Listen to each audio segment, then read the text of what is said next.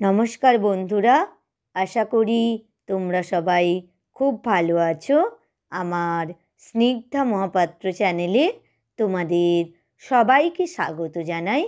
আজকে আমি তোমাদের কবিগুরু রবীন্দ্রনাথ ঠাকুরের লেখা সমব্যথী কবিতাটি আবৃত্তি করে শোনাচ্ছি।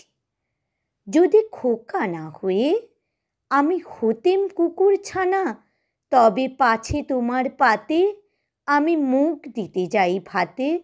তুমি করতে আমায় মানা, সত্যি করে বল আমায় করিস নে মা ছল। বলতে আমায় দূর দূর দূর, কোথা থেকে এলো এই কুকুর। যা মা, তবে যা মা, আমার কোলের থেকে নামা।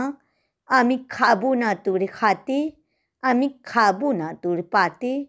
যদি খোকা না হয়ে আমি হতেম তোমার দিয়ে, তবে পাছে যাই মা উড়ে আমায় রাখতে শিকল দিয়ে। সত্যি করে বল আমায় করিস নে মা ছল। বলতে আমায় হতভাগা পাখি, শিকল কেটে দিতে চায় রে ফাঁকি। তবে নামিয়ে দে মা, আমায় ভালোবাসিস নে মা।